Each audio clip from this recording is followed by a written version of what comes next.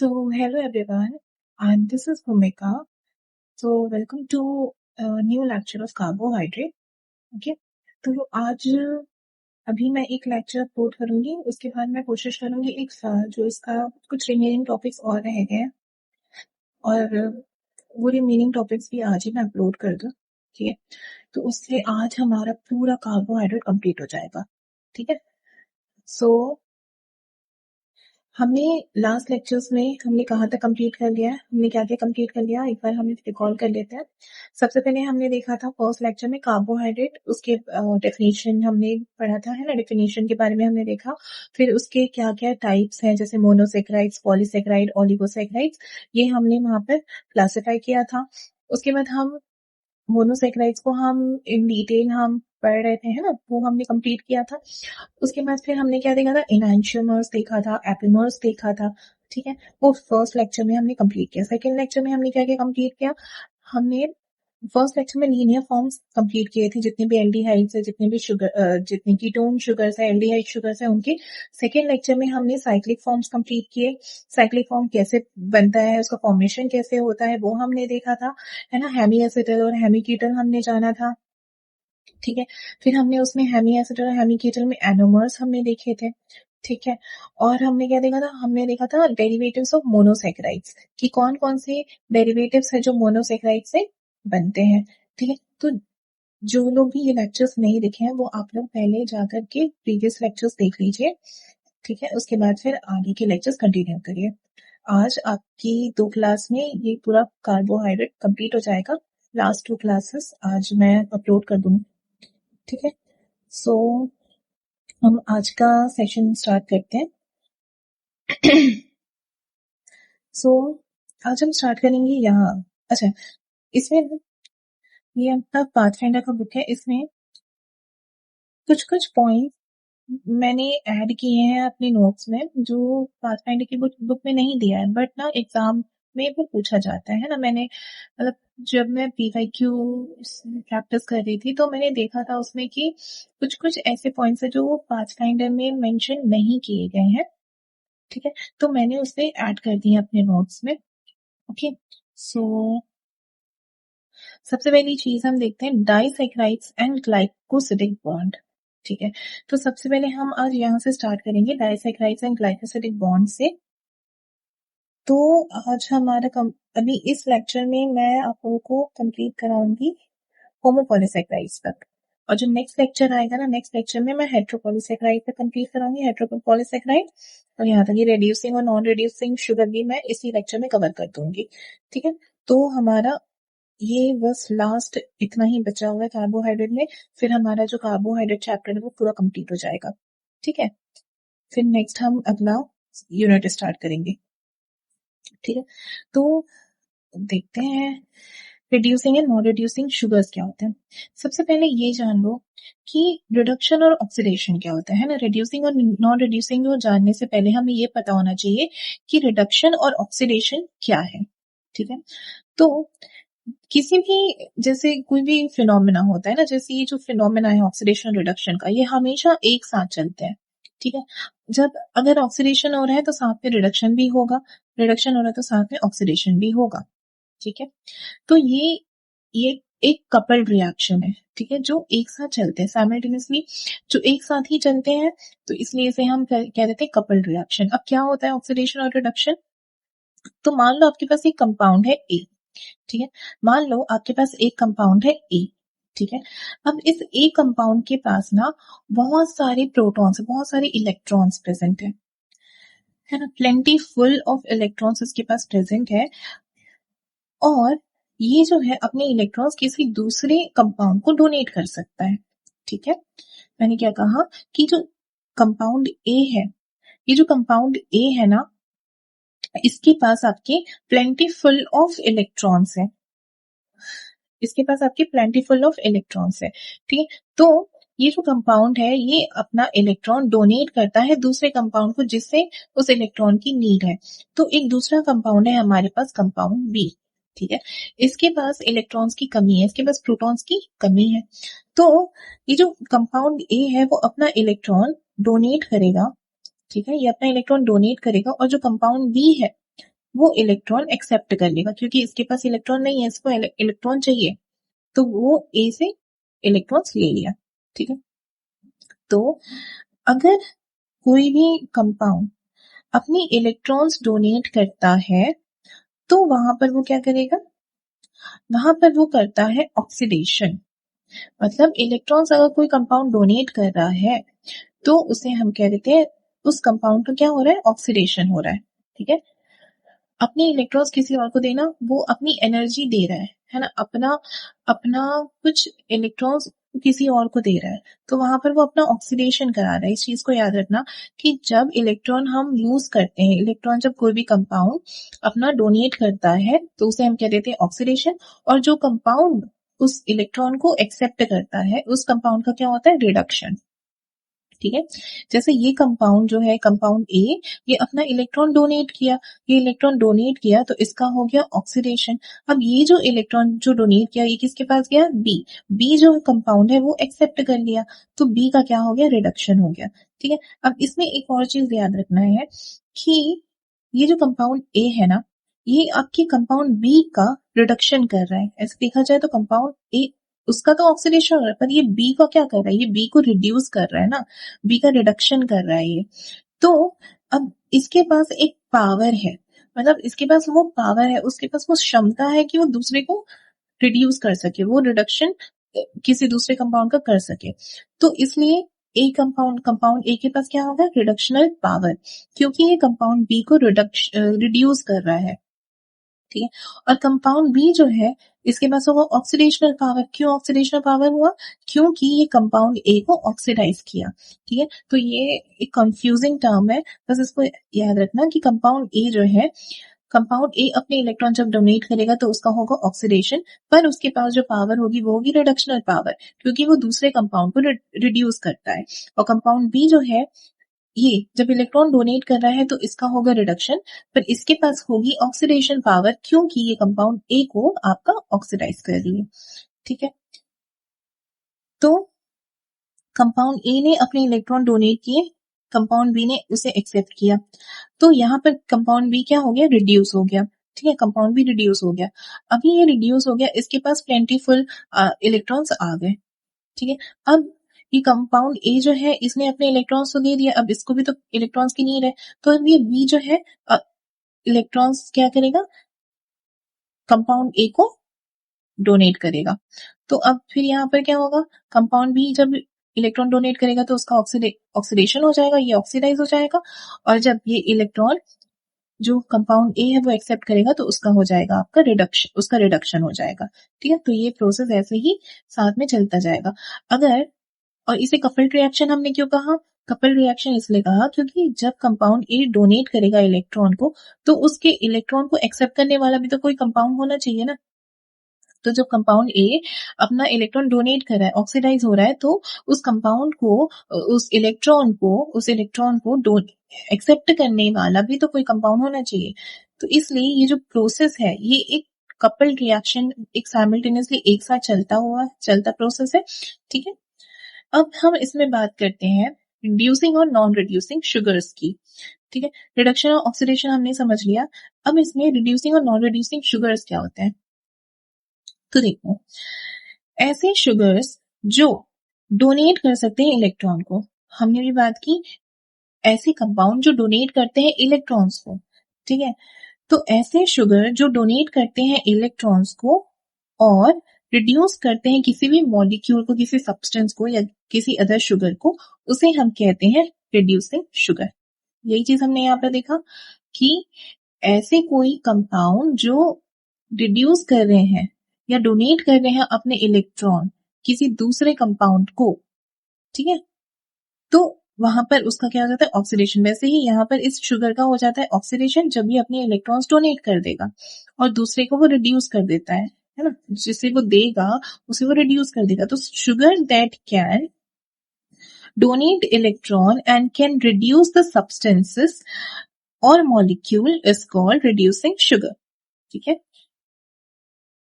it can act as a reducing agent. क्यों कहा reducing agent? क्योंकि इसका काम क्या है, ये डोनेट कर रहा है इलेक्ट्रॉन और डोनेट करके दूसरे जो कंपाउंड है उसको वो रिड्यूस कर रहा है, इसलिए वो रिड्यूसिंग एजेंट की तरह काम करता है। अगर कोई शुगर इस मतलब वो अगर कोई शुगर ऐसा है जो अपने जो इलेक्ट्रॉन डोनेट नहीं कर पाएगा, तो उसे हम कह देते हैं नॉन रिड्यूसिंग शुगर। ऐसे शुगर जो इलेक्ट्रॉन्स डोनेट कर सकता है, दूसरे को रिड्यूस कर सकता है, उसे हम कहते हैं रिड्यूसिंग शुगर। ऐसे शुगर जो इलेक्ट्रॉन्स डोनेट नहीं कर पाते, उन्हें हम कह देते हैं नॉन रिड्यूसिंग शुगर। अब शुगर्स में केवल और केवल जो फंक्शनल ग्रुप प्रेजेंट होते हैं, हमने देखे थे एल्डिहाइड और कीटोन में जो फंक्शनल ग्रुप्स प्रेजेंट है ना, एल्डिहाइड शुगर और कीटोन शुगर में, तो जो फंक्शनल ग्रुप्स प्रेजेंट है, सिर्फ वही फंक्शनल ग्रुप्स ही आपके कैपेबल होते हैं इलेक्ट्रॉन्स को डोनेट, प्रोटॉन्स को डोनेट करने के। ठीक है, so the only functional groups can donate और एक्सेप्ट इलेक्ट्रॉन्स। ठीक है, जो भी फंक्शनल ग्रुप है आपके एल्डिहाइड और कीटोन हम पढ़ते हैं ना शुगर्स में, तो only functional groups can donate और accept electrons. Alcohols don't show this property. तो हमने देखा लीनियर जो स्ट्रक्चर हमने देखा था, उसमें देखा था हमने सारे OH प्रेजेंट होते हैं, तो वो जो OH है, जो एल्कोहल ग्रुप है, वो डोनेट या एक्सेप्ट नहीं कर सकते प्रोटॉन्स को। केवल और केवल फंक्शनल ग्रुप्स ही डोनेट या एक्सेप्ट कर सकते हैं प्रोटॉन्स को। ठीक है, a sugar having free functional group can donate electrons, so all monosaccharides are capable of donating electrons। तो देखो जो शुगर्स है, ये अभी मैंने बताया कि जो फ्री, जिसके पास फ्री फंक्शनल ग्रुप मतलब, अब मोनोसेक्राइड्स जो होते हैं, मोनोसेक्राइड्स तो हमने देखा था, मोनोसेक्राइड्स में हम ये जानते हैं कि वो हमेशा सिंगल पॉलीहाइड्रोक्सी एल्डिहाइड या सिंगल पॉलीहाइड्रोक्सी कीटोन से बनते हैं। ठीक है, पर जो डाइसेक्राइड्स होते हैं वो बहुत, ये जो डाइसेक्राइड्स होते हैं या ट्राई जो ओलिगोसेक्राइड्स होते हैं, वो 2 to 10 मोनोसेक्राइड से मिलकर बनते हैं, जुड़कर बनते हैं। ठीक है, तो उस केस में आपको जो ओलिगोसेक्राइड्स है, उसमें आप लोगों को जो उसका फंक्शनल ग्रुप है वो फ्री नहीं मिलेगा, वो फंक्शनल ग्रुप हमेशा ग्लाइकोसिडिक बॉन्ड बनाया हुआ मिलेगा। ठीक है, तो पर जो मोनोसेक्राइड्स होते हैं, जो मोनोसेक्राइड्स है, अब उनमें तो सिंगल ही ग्रुप प्रेजेंट है, सिंगल एल्डिहाइड ग्रुप, तो वो तो फ्री ही रहेगा ना, वो तो किसी और के साथ तो बॉन्ड नहीं बनाएगा, वो किसी और के साथ ग्लाइकोसिडिक बॉन्ड नहीं बनाएगा। तो इसलिए ऐसे शुगर जिनके पास फ्री फंक्शनल ग्रुप है और वो डोनेट कर सकते हैं इलेक्ट्रॉन्स, ठीक है, तो वो सारे किस में आ जाते हैं, रिड्यूसिंग शुगर्स में। जैसे फॉर एग्जाम्पल मोनोसेक्राइड्स, पूरे जितने भी मोनोसेक्राइड्स हमने पढ़े वो सारे आपके रिड्यूसिंग शुगर्स होते हैं। ठीक है, क्योंकि मोनोसेक्राइड्स को किसी और दूसरे मोनोसेक्राइड के साथ या दूसरे यूनिट के साथ बॉन्ड नहीं बनाना पड़ता है ना। जब वो ओलिगोसेक्राइड में कन्वर्ट होते हैं, ओलिगोसेक्राइड में जब इन्वॉल्व हो जाते हैं, तो वहां पर हम उसे reducing sugar, non reducing sugar, वहां पर कुछ टर्म्स एंड कंडीशन के हिसाब से हम अप्लाई करते हैं। बट मोनोसेक्राइड की अगर हम सिंगल मोनोसेक्राइड की बात करें, तो जितने भी सारे हमने मोनोसेक्राइड्स पढ़े हैं वो सारे आपके रिड्यूसिंग शुगर्स होते हैं, क्योंकि वो सारे के सारे इलेक्ट्रॉन्स डोनेट कर सकते हैं। ठीक है, और एक चीज याद रखना, कभी भी जब यहाँ पर वो इलेक्ट्रॉन्स डोनेट करेंगे, कोई भी शुगर मॉलिक्यूल आपका मोनोसेक्राइड है, जो भी है, कोई भी शुगर मॉलिक्यूल आपका जब इलेक्ट्रॉन डोनेट करता है, तो वो अपने साइक्लिक फॉर्म में नहीं कर सकता, वो हमेशा करेगा लीनियर फॉर्म में। ठीक है, जब भी वो इलेक्ट्रॉन्स डोनेट करती हैं, तो हमेशा वो लीनियर फॉर्म में डोनेट करेंगे, वो साइक्लिक फॉर्म में डोनेट नहीं करेंगे। ठीक है, नेक्स्ट हम देखते हैं, for डाइसैकराइड्स, if 2 monosaccharides join via their functional groups, they cannot donate electron because their functional groups are involved in glycosidic bond formation। ये मैंने अभी बताया कि जो ओलिगोसेक्राइड्स होते हैं या डाइसेक्राइड, ट्राइसेक्राइड, टेट्रा जो भी है, तो ये सारे जो है ना, इनमें क्या होता है, आपका ग्लाइकोसिडिक बॉन्ड बना लेते हैं उसके जो फंक्शनल ग्रुप्स है, इस वजह से वो नॉन रिड्यूसिंग शुगर्स कहलाते हैं। ठीक है, तो क्या बताया मैंने, जो डाइसेक्राइड्स होते हैं, ठीक है, जो डाइसेक्राइड हो गए, ट्राइसेक्राइड हो गए, टेट्रासेक्राइड हो गए, जितने भी आपके ओलिगोसेक्राइड्स होते हैं, वो सारे, उनमें से कुछ होते हैं जो आपके रिड्यूसिंग शुगर्स होते हैं, कुछ होते हैं जो नॉन रिड्यूसिंग शुगर्स होते हैं। वो हम पढ़ेंगे अभी आगे कि किस बेसिस पे हम उसे बताते हैं कि वो रिड्यूसिंग है या नॉन रिड्यूसिंग है। तो जो डाइसेक्राइड्स होते हैं, अगर जैसे 2 मोनोसेक्राइड्स है, अब ये आपस में ज्वाइन है अपने फंक्शनल ग्रुप से, वो दोनों के जो फंक्शनल ग्रुप है वो आपस में बॉन्ड बना लिए हैं, तो अब उनके पास तो फ्री फंक्शनल ग्रुप बचा ही नहीं ना।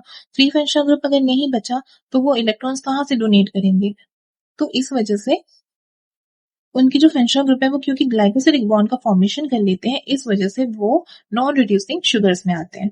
ठीक है, जैसे हम आगे इसमें पढ़ेंगे हेड टू हेड कंडेंसेशन पढ़ेंगे और हेड टू टेल कंडेंसेशन। अगर कोई आपके दो मोनोसेक्टाइड्स आपस में जुड़ रहे हैं हेड और हेड से, मतलब एनोमेर कार्बन और एनोमेरिक कार्बन अगर आपस में ग्लाइकोसिलिक बॉन्ड बना रहे हैं, तो उस केस में ये नॉन रिड्यूसिंग शुगर कहलाएंगे। और अगर कोई आपके दो मोनोसेक्राइड्स आपस में हेड और टेल में, हेड और टेल के कंडेंसेशन में जुड़ रहे हैं, हेड टेल मतलब एक होगा हेड तो हमेशा आपका एनोमेरिक कार्बन ही होगा, ठीक है, पर जो आपका नेक्स्ट जो शुगर होगा उसका या तो हेड इन्वॉल्व होगा या तो टेल इन्वॉल्व होगा। ठीक है, तो अगर मान लो अगर टेल इन्वॉल्व है नेक्स्ट जो शुगर है उसका, यह हम आगे अच्छे से कंप्लीट करेंगे, यहाँ पर मैं लिखी हूँ ऐड की हूँ इसलिए बता रही हूँ। तो अगर टेल इन्वॉल्व है तो क्या होगा कि अब यहाँ पर एक रिड्यूसिंग आपको मिलेगा ही एंड, क्योंकि यहाँ पर टेल इन्वॉल्व है। अगर उसका एनोमेरिक हेड इन्वॉल्व होता है, हेड को हम एनोमेरिक कार्बन को हम हेड बोल रहे हैं यहाँ पर, और टेल जो है वो आपके रिमेनिंग जितने भी उसके पार्ट्स जो बच जाते हैं ना, जितने second carbon, third carbon, fourth carbon, जितने भी आपके रिमेनिंग जो बच रहे हैं उन्हें हम टेल में कंक्लूड करते हैं। ठीक है, तो हेड और टेल का जब कॉम्बिनेशन हम देखोगे तो वो कहलाएगा रिड्यूसिंग शुगर, क्योंकि इस वाले शुगर के पास जिसका टेल जुड़ रहा है उस शुगर के पास तो हेड बचा हुआ है ना, हेड मतलब फंक्शनल ग्रुप तो बचा है ना, उसका एनोमेरिक कार्बन बचा है, एनोमेरिक कार्बन जो है वो है हेड। ठीक है, तो हेड और टेल का कंडेंसेशन होगा तो इसे हम कह देते हैं रिड्यूसिंग शुगर। ठीक है, इसे हम अभी अच्छे से कवर करेंगे, ठीक है, with example with structure. A free aldehyde group और a free ketone group donate proton. ठीक है, ये अभी मैंने बताया। Reducing sugars undergo म्यूटा-रोटेशन in aqueous solution। म्यूटा-रोटेशन हमने कल बात की थी, क्या होता है जब अल्फा एनोमर और बीटा एनोमर में जो स्पेसिफिक रोटेशन जो चेंजेस आती है ना उसके ऑप्टिकल रोटेशन में, टिल देन जब तक वो इक्विलिब्रियम तक ना पहुंच जाए, उसे हम म्यूटा रोटेशन कहते हैं। तो रिड्यूसिंग शुगर्स जो होते हैं वो म्यूटा रोटेशन शो करते हैं इन एक्वस सोल्यूशन। ठीक है, ये हमने देखा कर जितने भी आपके हमारे जैसे हमने कल एग्जांपल लिया था ग्लूकोज, वो ग्लूकोज भी तो एक आपका रिड्यूसिंग शुगर है ना, तो वही चीज बस है। ठीक है, अब हम जो रिड्यूसिंग शुगर होते हैं उसे हम कैसे आइडेंटिफाई करते हैं, तो कुछ दो सोल्यूशन है जिससे हम आइडेंटिफाई करते हैं कि कोई भी शुगर रिड्यूसिंग है या नहीं है। ठीक है, तो हमारे पास पहला सोल्यूशन है बेनेडिक्ट्स रिएजेंट और दूसरा है फेलिंग्स सोल्यूशन। बेनेडिक्ट्स रिएजेंट और फेलिंग्स सोल्यूशन के पास होता है क्यूप्रिक आयन। ये जो क्यूप्रिक आयन है ना, ये क्यूप्रिक आयन होता है इलेक्ट्रॉन को एक्सेप्ट करने वाला कंपाउंड। ठीक है, तो क्यूप्रिक आयन जो है ये इलेक्ट्रॉन को एक्सेप्ट करता है। तो मान लो हमने एक सोल्यूशन बनाया, ठीक है, इनमें से कोई भी एक सोल्यूशन हमने बनाया, उस सोल्यूशन में हमने इस एक्सेप्टर को, क्यूप्रिक आयन वाले एक्सेप्टर को ऐड किया। ठीक है, इस सोल्यूशन में वो ऐड रहता है, जैसे बेनेडिक्ट रिएजेंट है उसमें क्या है cupric ion in aqua sodium citrate, तो इसके सोल्यूशन में ये क्यूप्रिक आयन तो पहले ही प्रेजेंट है। तो जैसे हमने कोई भी सोल्यूशन बनाया जिसमें क्यूप्रिक आयन प्रेजेंट है, अब हमने क्या किया, हमने कोई शुगर उसमें ऐड किया। अभी हमें नहीं पता कि वो शुगर रिड्यूसिंग है या नॉन रिड्यूसिंग है। ठीक है, अगर उस शुगर के पास पोटेंशियल होगी कि वो अपने इलेक्ट्रॉन्स डोनेट कर सकता है, ठीक है, अगर वो शुगर, जैसे मान लो ये जो शुगर मैंने इसमें ऐड किया, इस शुगर के पास पोटेंशियल है कि जो इसके पास इलेक्ट्रॉन्स है वो उसे डोनेट कर सकता है, इसके पास फ्री फंक्शनल ग्रुप है, फ्री फंक्शनल ग्रुप है तभी तो वो इलेक्ट्रॉन डोनेट कर सकता है। तो ये जो शुगर है, अगर मैंने इसे इस सोल्यूशन में डाला, इसने अपने इलेक्ट्रॉन्स, मान लो इसने अपने इलेक्ट्रॉन्स डोनेट कर दिए, अब ये जो इलेक्ट्रॉन्स है ये डोनेट किए, तो अभी क्यूप्रिक आयन भी तो प्रेजेंट है ना, Cu2+ भी तो बैठा हुआ है वहां पर, इसे तो इलेक्ट्रॉन्स चाहिए, तो ये क्या करेगा, इस इलेक्ट्रॉन को वो ले लेगा। ठीक है, ये जो क्यूप्रिक आयन है वो इलेक्ट्रॉन को ले लेगा, और क्यूप्रिक आयन जब इलेक्ट्रॉन को लेगा तो वो कन्वर्ट हो जाएगा आपका क्यूप्रस आयन में। ठीक है, जब क्यूप्रिक आयन इलेक्ट्रॉन ले लेगा तो वो कन्वर्ट हो जाएगा आपका क्यूप्रस आयन में। देखो एक प्लस चार्ज कम हो गया ना, एक प्लस चार्ज कम हो गया, ठीक है। तो क्या बताया मैंने, अगर किसी भी शुगर में अगर आपका उसके पास ये पोटेंशियल है कि वो इलेक्ट्रॉन्स डोनेट कर सकते हैं, तो ये इलेक्ट्रॉन डोनेट करेगा सोल्यूशन में, और सोल्यूशन में कौन बैठा हुआ है, क्यूप्रिक आयन। ये क्यूप्रिक आयन क्या करेगा, इस इलेक्ट्रॉन को एक्सेप्ट कर लेगा, और एक्सेप्ट करने के बाद ये कन्वर्ट हो जाएगा आपका क्यूप्रस आयन में। इसका एक जो प्लस चार्ज है वो कम हो जाएगा, ठीक है। और साथ ही ये उस सोल्यूशन का जो अपीयरेंस है, उसका जो कलर है, उसे भी चेंज कर देगा, जिससे हमें पता चल जाएगा कि जो शुगर है, हमने जो शुगर डाला उस सोल्यूशन में, वो रिड्यूसिंग है या नॉन रिड्यूसिंग है, ठीक है। नेक्स्ट हम देखते हैं,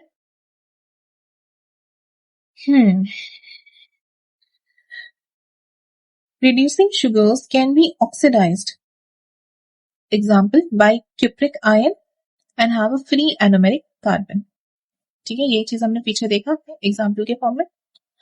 oxidation requires sugars to exist in linear form, ये मैंने अभी बताया कि जब इलेक्ट्रॉन्स डोनेट करने हो किसी को भी शुगर को, तो उसका लीनियर फॉर्म में होना जरूरी है, क्योंकि अगर वो साइक्लिक फॉर्म में होगा तो वो तो बॉन्ड बना लेगा, तो उसके पास तो फ्री जो एनोमेरिक कार्बन वो बचेगा ही नहीं, तो उसको लीनियर फॉर्म में होना जरूरी है, ठीक है। When a sugar's anomeric carbon is involved in a glycosidic bond, it cannot revert to the linear form.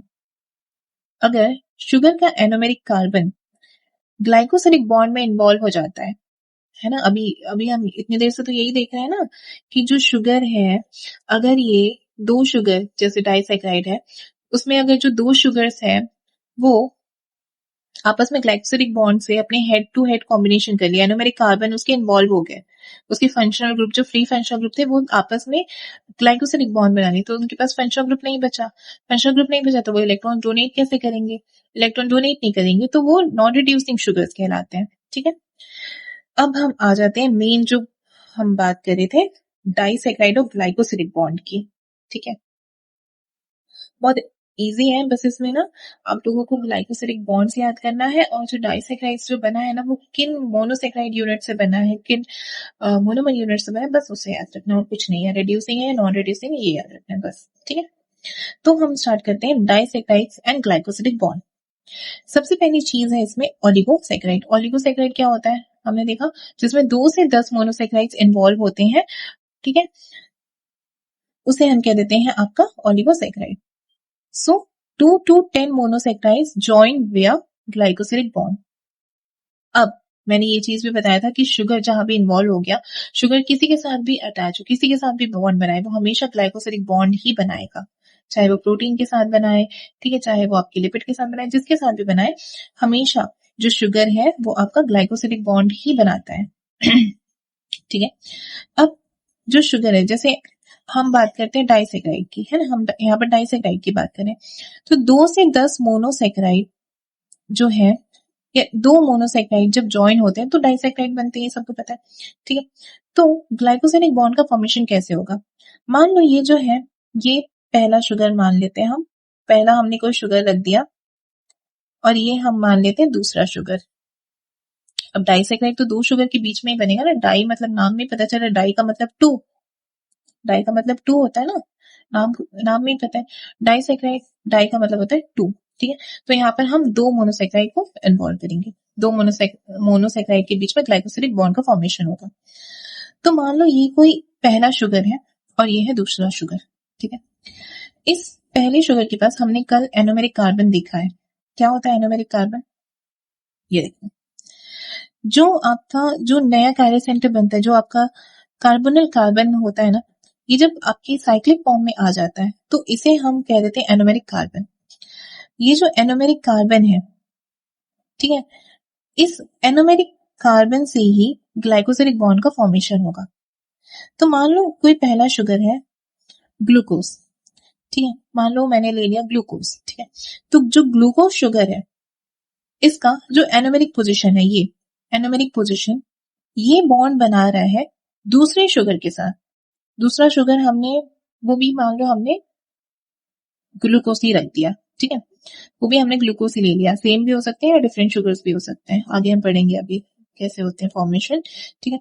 तो पहला शुगर हमने ले लिया ग्लूकोज, दूसरा हमने शुगर ले लिया, मान लो आपका, चलो ग्लूकोज नहीं लेते हम, कोई दूसरा लेते हैं, गैलेक्टोज ले लेते हैं, ठीक है, या फ्रक्टोज ले लेते हैं, जो भी, ठीक है।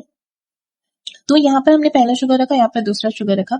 अब शुगर का हमें पता है एनोमेरिक कार्बन कौन सी पोजीशन होते हैं, जो कायरल कार्बन बनाते हैं, वो वाली पोजीशन जो है एनोमेरिक कार्बन होते हैं, ठीक है। तो एनोमेरिक पोजीशन और एनोमेरिक पोजीशन, अच्छा, जो लीनियर फॉर्म में जो एनोमेरिक पोजीशन क्या होते हैं, वो लीनियर फॉर्म में फंक्शनल ग्रुप वाली पोजीशन होते हैं, जिसे हम एनोमेरिक पोजीशन कहते हैं, है ना, फंक्शनल ग्रुप वाली पोजीशन, यस। तो फर्स्ट शुगर में जो आपका एनोमेरिक पोजीशन है उसे हम कहेंगे क्या, जो एनोमेरिक पोजीशन होते हैं उसे हम कहते हैं हेड। तो फर्स्ट शुगर का हमेशा, जो पहला शुगर है वो हमेशा एनोमेरिक कार्बन ही उसका इन्वॉल्व होता है, ठीक है, हमेशा। बस जो सेकेंड शुगर है वो आपका एनोमेरिक पोजीशन से होगा या फिर अपने OH से ग्लाइकोसिलिक बॉन्ड बनाएगा, हेड या फिर टेल, ठीक है। पर जो फर्स्ट शुगर होगा वो अपने हमेशा हेड से ग्लाइकोसिलिक बॉन्ड को फॉर्मेशन करेगा।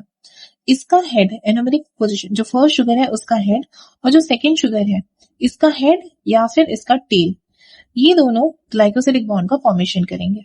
अगर फर्स्ट शुगर के हेड के साथ जो सेकेंड शुगर है उसका हेड इन्वॉल्व हो रहा है, ठीक है, अगर फर्स्ट शुगर के हेड के साथ सेकेंड शुगर का भी हेड इन्वॉल्व हो रहा है तो यहाँ पर हेड हेड कॉम्बिनेशन हो जाएगा। हेड हेड कॉम्बिनेशन होने की वजह से जो फंक्शनल ग्रुप है यहाँ पर वो फ्री नहीं रहेंगे, और ये जो शुगर कहलाएगा, जो शुगर रिजल्टेंट जो डाइसैकाराइड बनेगा वो आपका नॉन रिड्यूसिंग शुगर बनेगा, ठीक है। अगर OH इन्वॉल्व होता है, सेकेंड शुगर का OH इन्वॉल्व होता है फर्स्ट शुगर के हेड के साथ, एनोमेरिक कार्बन के साथ, तो यहाँ पर अब OH इन्वॉल्व हुआ तो इस वाले शुगर का अगर OH इन्वॉल्व हो गया तो इसके पास एनोमेरिक कार्बन तो बचा, एनोमेरिक कार्बन तो बचा है ना, तो जो आपका फ्री फंक्शनल ग्रुप है वो तो बचा है।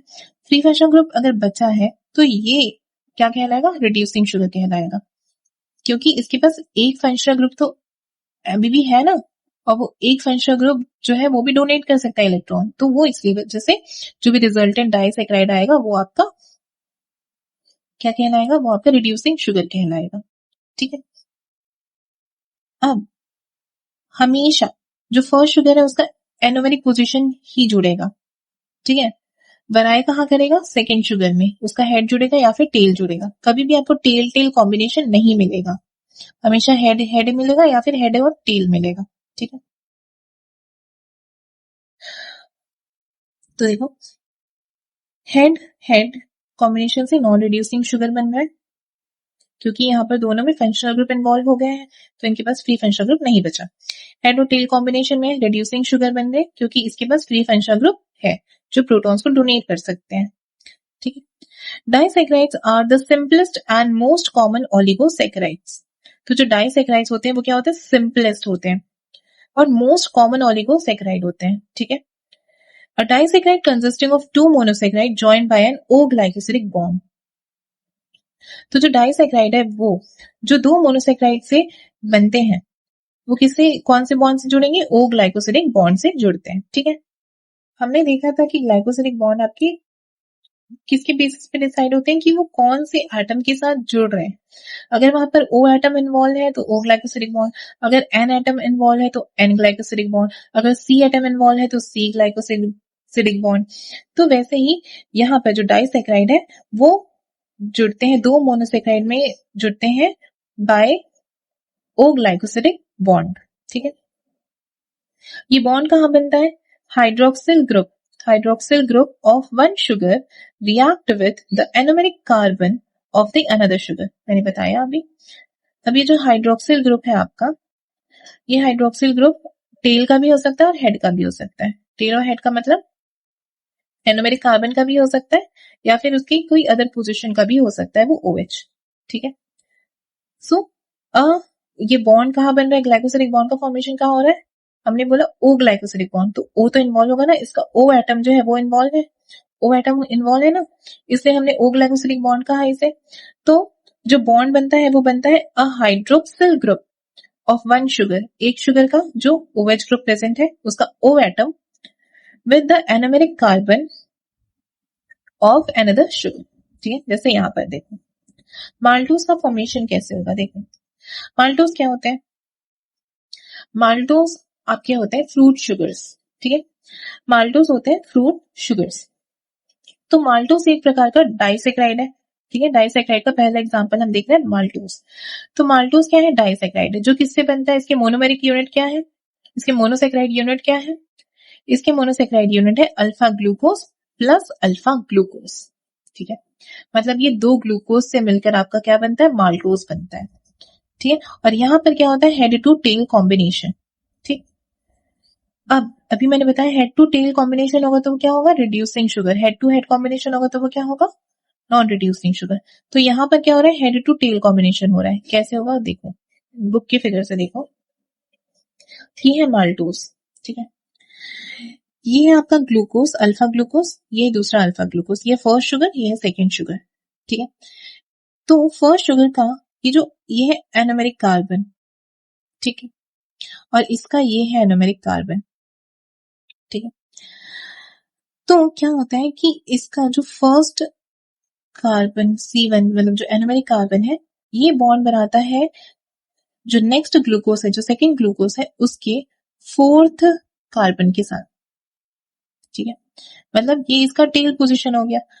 ये तो हेड, ये हेड पोजीशन तो यही होगा ना, ये हेड पोजीशन है, और जो रिमेनिंग जितने बचे ये आपके टेल पोजीशन हो गया, है ना।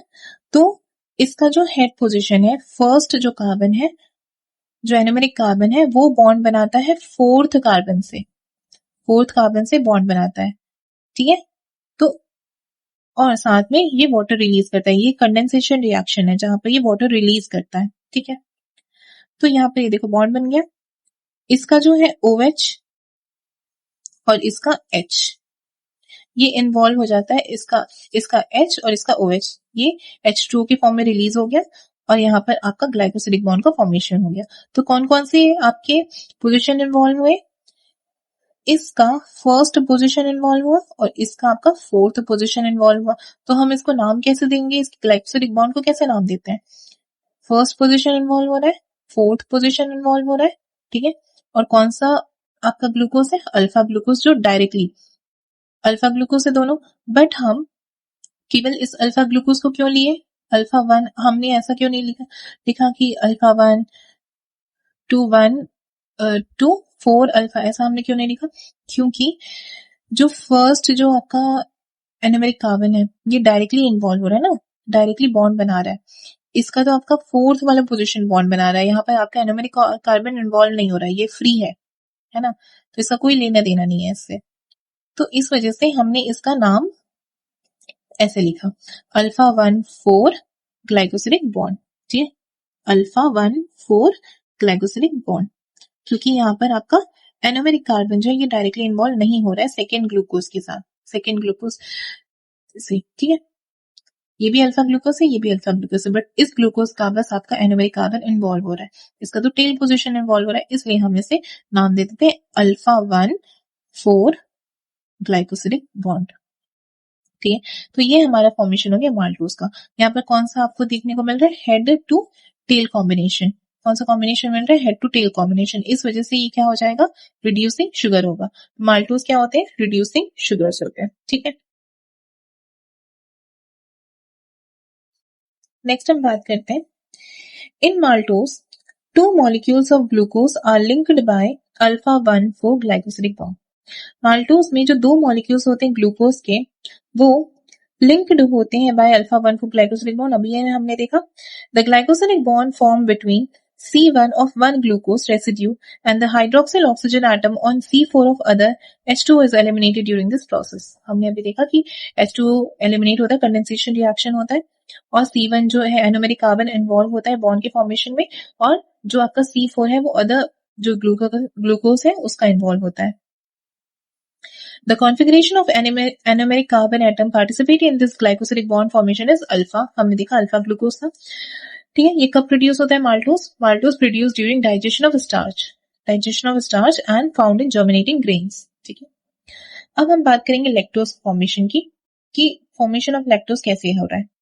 तो लैक्टोज पहली बात क्या है, मिल्क शुगर है, मिल्क में पाया जाता है, कर्ड, मिल्क, ये सब में, है ना, डेयरी प्रोडक्ट्स में लैक्टोज आपको देखने को मिलता है। लैक्टोज एक डाइसैकेराइड है, इसके मोनोसेकेराइड यूनिट क्या है, beta galactose and alpha glucose.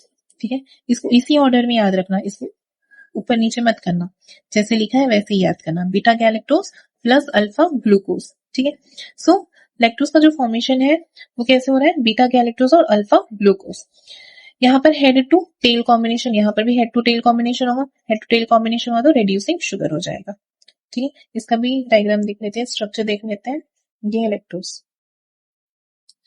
तो यहाँ पर ये है बीटा गैलेक्टोज, इसका एनोमेरिक कार्बन इन्वॉल्व होगा, और ये है alpha galactose glucose, alpha glucose, जिसका टेल इन्वॉल्व होगा बॉन्ड के फॉर्मेशन में। तो हेड और टेल कॉम्बिनेशन में क्या आ जाएगा, ये रिड्यूसिंग शुगर। ठीक है, और इसका जो देखो, इसका जो बॉन्ड फॉर्मेशन हो रहा है वो कैसे हो रहा है, इस वे में हो रहा है ना। क्यों हो रहा है, क्योंकि जो ओएच की पोजीशन है उस पर देखो, एक ओएच का पोजीशन यहाँ है, एक ओएच का पोजीशन यहाँ है। ठीक है, इस वजह से इसका जो फॉर्मेशन हो रहा है वो ऐसे हो रहा है। ठीक है, इसका जो है फॉर्मेशन इस डायरेक्शन में हो रहा है। ठीक है, तो हम इसी क्या लेंगे, इसका हम क्या किए, हेड इन्वॉल्व हुआ, इसलिए हमने ले लिया इसका बीटा। जहां डायरेक्ट हेड इन्वॉल्व हो रहा है तो हम उसका जो फॉर्म है उसे भी लिखेंगे। ठीक है, बीटा 1 पोजीशन इन्वॉल्व हो रहा है, ये है 4th position of alpha glucose, but इसका आपका हेड इन्वॉल्व नहीं हो रहा, टेल इन्वॉल्व हो रहा है, तो हम डायरेक्ट 4 लिख देंगे।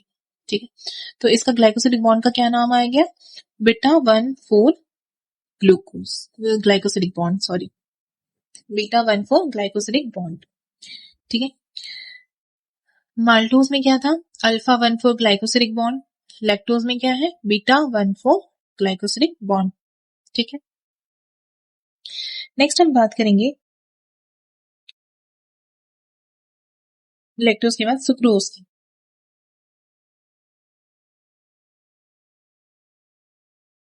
तो सुक्रोज में क्या है,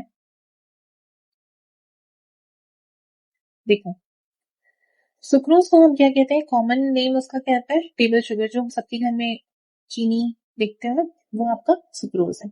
ठीक है, तो सुक्रोज आपको कहाँ देखने को मिलता है, किसमें मिलता है, किसमें पाया जाता है सुक्रोज, ये पाया जाता है आपके शुगर केन में, फ्रूट्स में। ठीक है, सो जो डाइसैकेराइड है, ये जो सुक्रोज है ये एक डाइसैकेराइड है, और इसका क्या कॉम्पोजिशन है, अल्फा ग्लूकोज और बीटा फ्रक्टोज। अब देखो, जो फ्रक्टोज है, हमने हमने हमने देखा था जो कीटोन होते हैं, कीटोन शुगर्स, उसका जो सेकेंड कार्बन होता है वो एनोमेरिक होता है, कार्बोनिल कार्बन होता है, फंक्शनल ग्रुप वाला, है ना। तो यहाँ पर अल्फा ग्लूकोज और बीटा फ्रक्टोज इन्वॉल्व हो रहे हैं, और ये दोनों आपस में हेड हेड में इन्वॉल्व होते हैं, इसका फर्स्ट पोजीशन और इसका सेकेंड पोजीशन इन्वॉल्व होता है। तो इसलिए इसे हम क्या कह देते हैं, नॉन रिड्यूसिंग शुगर। सुक्रोज एक नॉन रिड्यूसिंग शुगर है। ठीक है, तो यहाँ पर हेड और हेड कॉम्बिनेशन, हेड और हेड कैसे हुआ, क्योंकि फ्रक्टोज का सेकेंड जो पोजीशन है वो इन्वॉल्व हो रहा है बॉन्ड की फॉर्मेशन में, और फ्रक्टोज का सेकेंड पोजीशन क्या है, वहीं पर तो फंक्शनल ग्रुप प्रेजेंट है ना, वहीं पर तो कार्बोनिल कार्बन प्रेजेंट है, आपका मेन जो एनोमेरिक कार्बन है वही है, इसलिए यहाँ पर हेड और हेड इन्वॉल्व हो रहा है। ठीक है, हेड हेड कॉम्बिनेशन की वजह से नॉन रिड्यूसिंग शुगर कहलाएगा। इसका भी देख लो, सुक्रोज, ये देखो,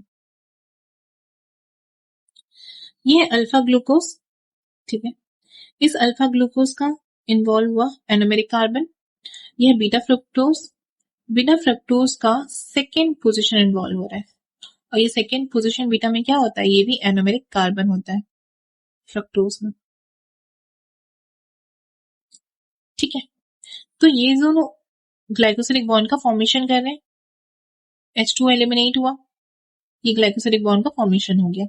ठीक है, ये CH2H नीचे क्यों है, हमने कल देखा था NMS, है ना, एनिमल्स में हमने देखा था ना CH2OH का पोजीशन अगर ऊपर होगा, बिलो द प्लेन होगा, अबव द प्लेन होगा, अल्फा एनिमल, बीटा एनिमल, ये सब हमने देखा था। उसी वजह से यहाँ पर CH2OH का जो पोजीशन है वो नीचे है, इसलिए हमने इसे बीटा फ्रक्टोज कहा है। ठीक है, इसलिए यहाँ पर आपका पोजीशन नीचे की तरफ है, बिलो द प्लेन है। ठीक है, तो यहाँ पर फॉर्मेशन हो रहा है आपका अल्फा 1, इसका फर्स्ट पोजीशन इन्वॉल्व है, और ये कौन सा है, अल्फा ग्लूकोज। ये डायरेक्टली ये भी इसका एनोमेरिक कार्बन है। ठीक है, ये एनोमेरिक कार्बन है, ये डायरेक्टली इन्वॉल्व है अल्फा 1, और इसका भी एनोमेरिक कार्बन है, तो इसका आपका ये फॉर्म भी लिखा जाएगा 2 बीटा, अल्फा 1 2 बीटा ग्लाइकोसिलिक बॉन्ड और सुक्रोज। ठीक है, क्या बनाया ये, सुक्रोज। ग्लूकोज और फ्रक्टोज मिलके क्या बनाते हैं, सुक्रोज। गैलेक्टोज और ग्लूकोज क्या बनाते हैं, लैक्टोज। ग्लूकोज और ग्लूकोज मिलके क्या बनाते हैं, माल्टोज। ये याद रहना चाहिए, उसकी ग्लाइकोसिलिक बॉन्ड्स याद होने चाहिए। ठीक है, ये रिड्यूसिंग है या नॉन रिड्यूसिंग है वो भी याद होना चाहिए। हेड टू हेड कॉम्बिनेशन है, हेड टू टेल कॉम्बिनेशन है, वो भी याद होना चाहिए। करोगे ना, समझोगे तो याद हो जाएगा। एक और इसमें हम देख लेते हैं ट्री हेलोस। ट्री हेलोस भी सेम है, नॉन रिड्यूसिंग होते हैं, क्योंकि इसमें 2 ग्लूकोज इन्वॉल्व हो जाते हैं जो आपस में हेड टू हेड कॉम्बिनेशन बना लेते हैं ना, आपस में जो जो ग्लूकोज है ना वो अपने फर्स्ट पोजीशन से ही, फर्स्ट कार्बन से ही वो एक दूसरे में ग्लाइकोसिलिक बॉन्ड का फॉर्मेशन कर देते हैं। ठीक है, तो जो ट्री हेलोस है ये कहाँ मिलता है आपको, फंगी, बैक्टीरिया और कुछ अमाउंट में मशरूम्स में भी देखने को मिलते हैं। ये कैसे डाइसैकाराइड का फॉर्मेशन करें, अल्फा ग्लूकोज और अल्फा ग्लूकोज के बीच हेड टू हेड कॉम्बिनेशन होगा, नॉन रिड्यूसिंग शुगर है, यहाँ पर अल्फा 1 और 1 अल्फा इन्वॉल्व है। ठीक है, देखें अल्फा ग्लूकोज का ये और ये 1 अल्फा, ये दोनों इन्वॉल्व है ग्लाइकोसिलिक बॉन्ड के फॉर्मेशन में। ठीक है, ठीक है, नेक्स्ट है ये भी कुछ दिया हुआ था बुक में, मैंने यहाँ पर इसलिए ऐड कर दिया। सेलोबायोस और जेंटियोबायोस, इसका भी ग्लूकोज और ग्लूकोज इन्वॉल्व होगा बीटा 1,4 ग्लाइकोसिलिक बॉन्ड से, और जेंटियोबायोस का ग्लूकोज ग्लूकोज इन्वॉल्व होगा बीटा 1,6 ग्लाइकोसिलिक बॉन्ड से। यहाँ पर हेड टू टेल कॉम्बिनेशन है, इसलिए रिड्यूसिंग शुगर्स है। ठीक है, तो हमने ये समझ लिया कि हेड टू हेड कॉम्बिनेशन अगर हुआ तो नॉन रिड्यूसिंग शुगर हुआ, हेड टू टेल कॉम्बिनेशन हुआ तो रिड्यूसिंग शुगर हुआ। अब जो एल्डिहाइड है, इसमें हेड कौन सी पोजीशन में मिलता है हमें, C1 पोजीशन पे, है ना। C1 पोजीशन में ही तो आपका फंक्शनल ग्रुप पाया जाता है, वही तो हेड है ना उसका। और कीटो शुगर में हेड कौन सी पोजीशन में है इसका, C2 फंक्शनल ग्रुप वाला पोजीशन। तो जैसे अगर कॉम्बिनेशन दिया है 1, 4, 1, 6, 1, 3, 1, 5, तो ये सारे आपके रिड्यूसिंग शुगर होंगे। ठीक है, पर अगर मान लो कॉम्बिनेशन दे दिया 1, 2, अब 2 जो है वो मेंशन नहीं किया है कि वो कीटोन का दिया है कि एल्डिहाइड का दिया। अगर एल्डिहाइड का दिया तब तो वो रिड्यूसिंग शुगर होगा, पर अगर ये कीटोन का दिया है तो यहाँ पर आपका नॉन रिड्यूसिंग शुगर हो जाता है, ये याद रखना। ठीक है, कीटोन में, क्योंकि जो कीटोन है उसमें जो सेकेंड पोजिशन है वो आपका एनोमेरिक कार्बन होता है। ठीक है, नेक्स्ट हम बात करेंगे सुक्रोज का हाइड्रोलिसिस। ये भी एक कॉन्सेप्ट बुक में दिया हुआ है। ठीक है, तो ये भी हम डिस्कस कर लेंगे। हाइड्रोलिसिस ऑफ सुक्रोज, क्या होता है सुक्रोज का हाइड्रोलिसिस, जब हम सुक्रोज को किसी dilute acid, hot dilute acid में से ट्रीट करते हैं तो वो 2 फॉर्म में टूटता है, डी ग्लूकोज और डी फ्रक्टोज। ठीक है, डी ग्लूकोज और डी फ्रक्टोज। ठीक है, तो इनका एक स्पेसिफिक रोटेशन है, जैसे सुक्रोज का स्पेसिफिक रोटेशन है +66.5 डिग्री। प्लस का जो साइन है ये बता रहा है कि इसका जो रोटेशन है वो है डेक्स्ट्रो रोटेटरी। ठीक है, मतलब ये राइट डायरेक्शन में रोटेट करता है। और जो डी ग्लूकोज है, डी ग्लूकोज भी +52.7 डिग्री, ये भी डेक्स्ट्रो रोटेटरी है। ठीक है, डी फ्रक्टोज जो है ये है -92 डिग्री।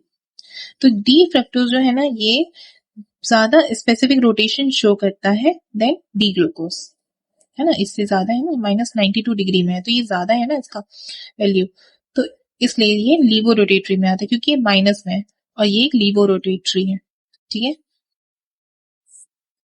तो जब हम हाइड्रोलिसिस करते हैं सुक्रोज का, तो सुक्रोज क्या कहता है, जब सुक्रोज वाटर के साथ रिएक्ट करता है तो वो 2 शुगर्स में टूटते हैं, एक होता है आपका डी ग्लूकोज, एक होता है डी फ्रक्टोज। जब सुक्रोज टूटा एक ग्लूकोज और एक फ्रक्टोज में, तो यहाँ पर जो इसका स्पेसिफिक रोटेशन हमने डिस्कस किया कि ग्लूकोज का स्पेसिफिक रोटेशन है +52.7 डिग्री, फ्रक्टोज का -92 डिग्री। अब हमने क्या किया, उसके रोटेशन को ऐड कर दिए। ठीक है, हम क्या करेंगे, उसके रोटेशन को ऐड कर देंगे, +52.7 डिग्री और -92 डिग्री को रोटेशन को ऐड कर देंगे। हमारे पास आ जाएगा -39.33 डिग्री।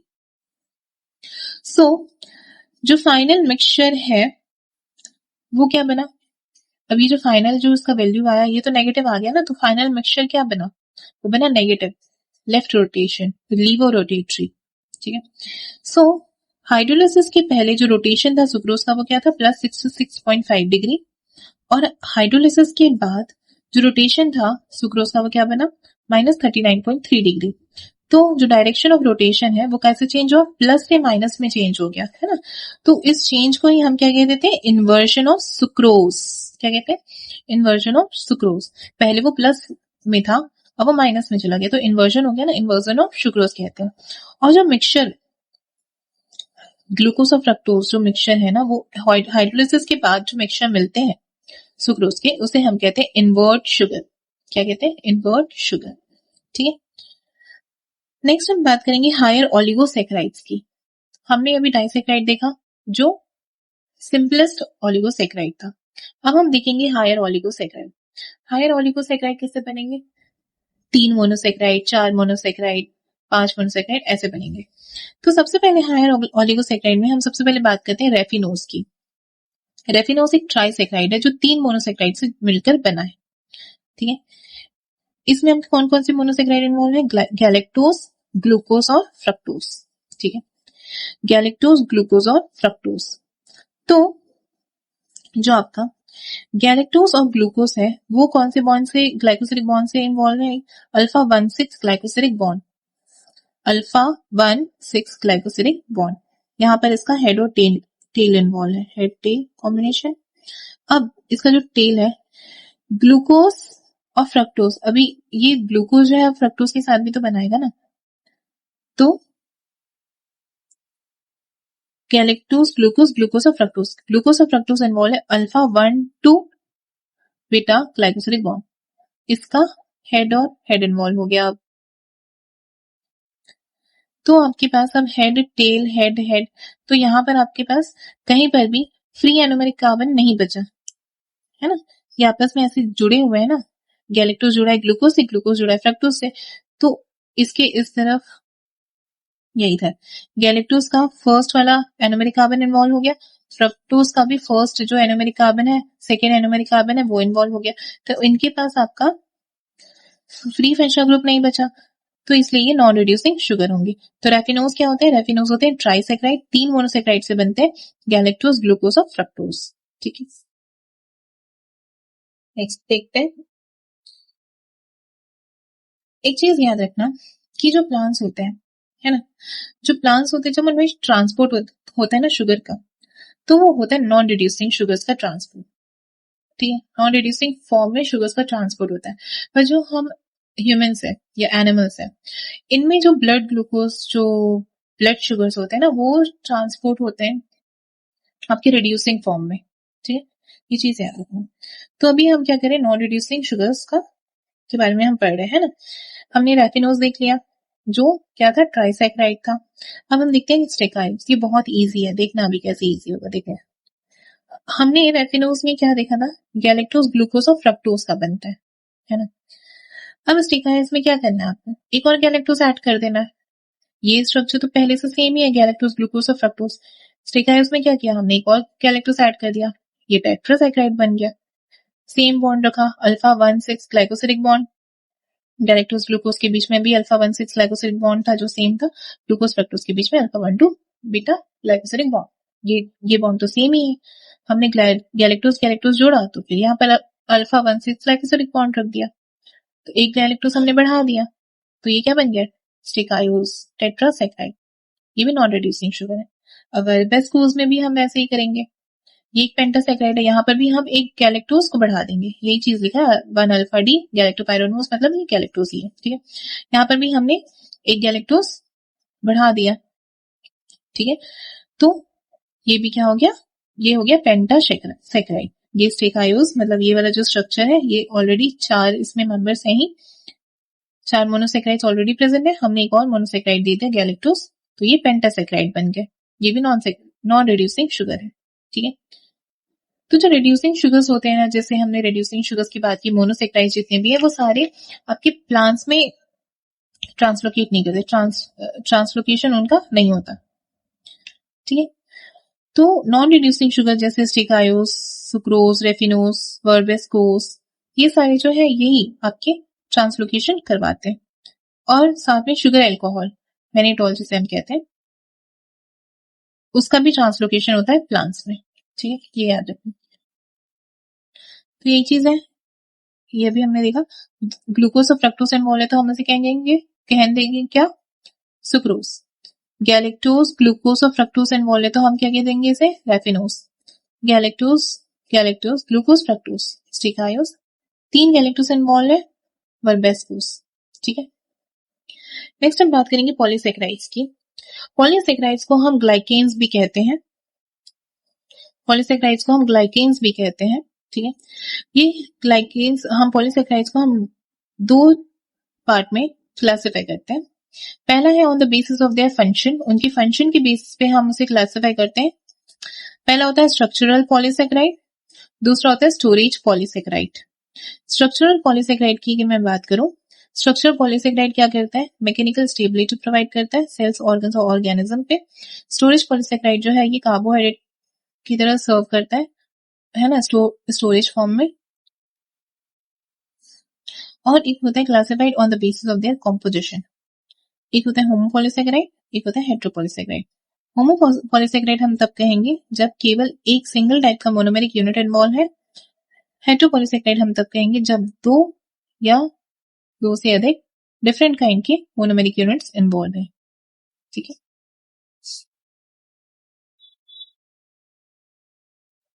होमोपॉलीसेक्राइड में हम पढ़ते हैं सबसे पहले स्टोरेज। स्टोरेज में हम देखेंगे स्टार्च और ग्लाइकोजन, ये दोनों का हर चीज सेम है, सेम स्ट्रक्चर मिलेगा, सेम रिपीटिंग यूनिट भी मिलेगा, सेम बॉन्ड भी मिलेगा, केवल डिफरेंस आपको इसके ब्रांचिंग में मिलेगा, ब्रांचिंग पॉइंट्स में मिलेगा। तो स्टार्च जो है वो प्लांट में स्टोरेज पॉलीसेक्राइड है, होमोपॉलीसेक्राइड है, और ग्लाइकोजन जो है वो एनिमल्स में एक होमोपॉलीसेक्राइड है।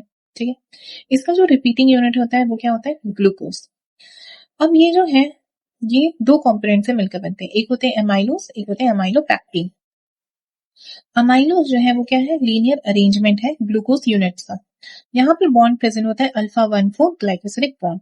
ठीक है, इस बॉन्ड को याद रखना, अल्फा 1,4 ग्लाइकोसिलिक बॉन्ड कहाँ प्रेजेंट होता है, अमाइलोस में। अमाइलोस एक लीनियर अरेंजमेंट है ग्लूकोज यूनिट का। ठीक है, अमाइलोपैक्टिन क्या होता है, अमाइलोपैक्टिन जो है इसमें लीनियर मॉलिक्यूल भी, लीनियर चेन भी इन्वॉल्व है, प्लस साथ में ब्रांचिंग पॉइंट भी इन्वॉल्व है। तो अगर लीनियर चेन है तो लीनियर चेन में आपका अल्फा 1,4 ग्लाइकोसिलिक बॉन्ड प्रेजेंट है, पर जहां पर ब्रांच पॉइंट आते हैं, ब्रांच पॉइंट में आपका अल्फा 1,6 ग्लाइकोसिलिक बॉन्ड इन्वॉल्व होगा। तो अमाइलोपैक्टिन किससे बने, लीनियर और ब्रांच पॉइंट से मिलकर अमाइलोपैक्टिन का फॉर्मेशन होता है। अमाइलोस सिर्फ लीनियर अरेंजमेंट है, यहाँ पर अल्फा 1,4 ग्लाइकोसिलिक बॉन्ड है, यहाँ पर 2 बॉन्ड प्रेजेंट है, लीनियर में अल्फा 1,4 ग्लाइकोसिलिक बॉन्ड, ब्रांच में अल्फा 1,6। जैसे ये एक आपका लीनियर स्ट्रक्चर है, यहाँ पर ये आपकी ब्रांचिंग हो रखी है, इस ब्रांचिंग वाले जो जहां पर ब्रांचिंग का पोजीशन स्टार्ट हो रहा है ना, सिर्फ इस स्टार्टिंग पॉइंट पे ही आपका अल्फा 1,6 ग्लाइकोसिलिक बॉन्ड देखने को मिलता है।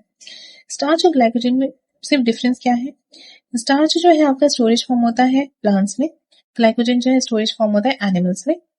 ठीक है, स्टार्च जो है इसमें ब्रांचिंग पॉइंट अकर होते हैं एट 25 to 30 ग्लूकोज रेसिड्यू, मतलब इसमें ब्रांचिंग पॉइंट आपको कम देखने को मिलती है, ब्रांच स्ट्रक्चर ज्यादा नहीं देखने को मिलते, पर ग्लाइकोजन में आपको हर 8 से 10 ग्लूकोज रेसिड्यू के बाद एक ब्रांच पॉइंट मिलता है। ठीक है, स्टार्च जो है इसमें लेस ब्रांच स्ट्रक्चर है, ग्लाइकोजन जो है मोर ब्रांच स्ट्रक्चर है।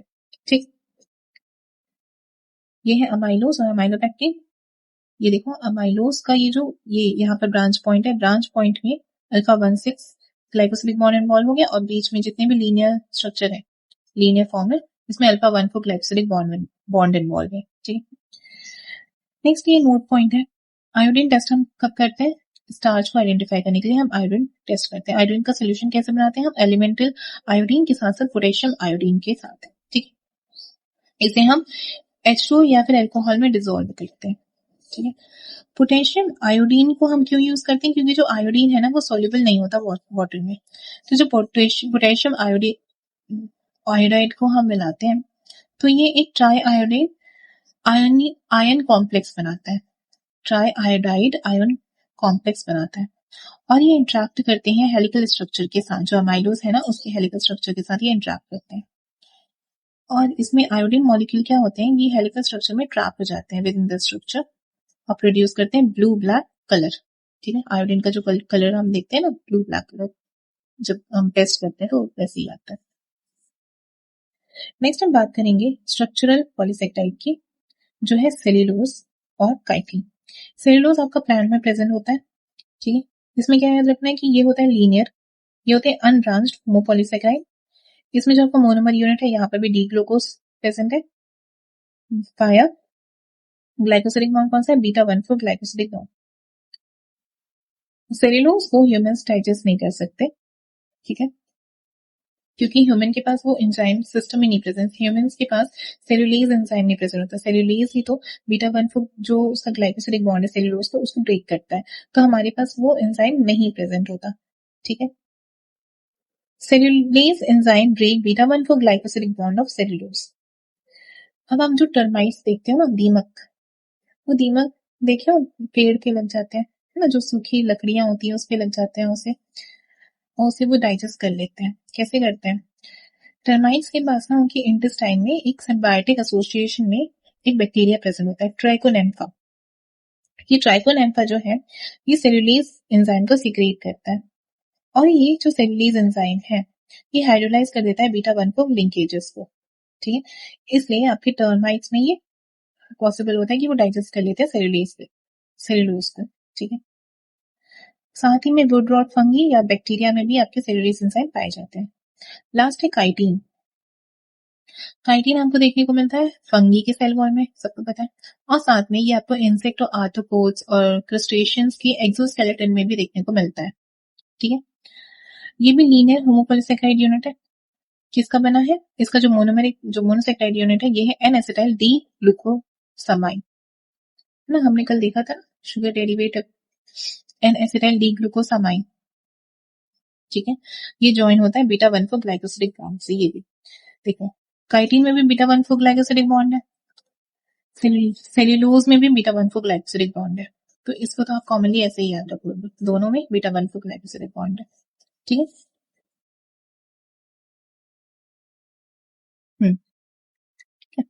काइटिन में बीटा 1,4 ग्लाइकोसिडिक बॉन्ड ऐसे ही याद हो जाएगा, ये दोनों में कॉमन है, सेलुलोज में भी कॉमन है और काइटिन में भी कॉमन है, ठीक है। तो काइटिन में क्या डिफरेंस देखने को मिलेगा आपका सेलुलोज से, ये तो सेम ही हो गया ना, इसका मोनोमर यूनिट बस डिफरेंट। हाँ भाई, इसमें क्या डिफरेंस होगा कि जो हाइड्रोक्सिल ग्रुप है, ये रिप्लेस हो जाएगा with N acetylated amino group, ये सिर्फ एक डिफरेंस होगा, ठीक है। तो अभी हमने इस लेक्चर में इतना कंप्लीट कर लिया है। अब मैं देखती हूँ आज अगर मैं एक और लेक्चर, फाइनल लेक्चर डाल दूं तो उसमें ना हमारा पूरा कंप्लीट हो जाएगा ये कार्बोहाइड्रेट, ठीक है। तो आज के लिए अभी हम इतना ही रखते हैं, ठीक है। And please do like share and subscribe my channel, ठीक है। और क्योंकि मैं भी बहुत मेहनत कर रही हूँ, मैं अपना भी कंप्लीट कर रही हूँ कोर्स और साथ में इस चीज़ के लिए भी टाइम निकाल रही हूँ, तो प्लीज़ आप लोग मेरे चैनल को सब्सक्राइब कीजिए, शेयर कीजिए, ताकि ज़्यादा लोगों तक ये पहुँचे, क्योंकि बिल्कुल फ्रीली मैं प्रोवाइड कर रही हूँ पाथफाइंडर पूरा फुल कंटेंट, है ना, कोई भी टॉपिक आपके मिस नहीं हो रहे हैं, प्लीज़ आप लोग भी थोड़ा सपोर्ट कीजिए, ठीक है। Thank you.